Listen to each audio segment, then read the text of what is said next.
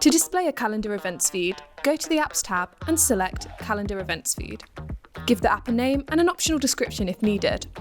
Click Add next to Calendar Feed to copy and paste your calendar's ICS link and give the calendar a name here. If you want to add more calendars, just click Add again and repeat the process. Then set the time frame you want to display, either daily, weekly, or monthly. If you only want a certain number of events to be displayed, toggle this on and select the number here. You can also hide past events to keep your calendar succinct and tidy. Toggle this on, and once an event has passed, it will disappear from your calendar. Then select how often you want your calendar to refresh and update. Personalize the style and format settings by selecting the color theme, font, date format, and if you want, you can hide the calendar name. You can set the default duration for how long the app will appear in a playlist. Keep availability unticked if you don't want to schedule the app, or toggle it on and set the start and expiration dates. This means the app will not be displayed outside of these dates.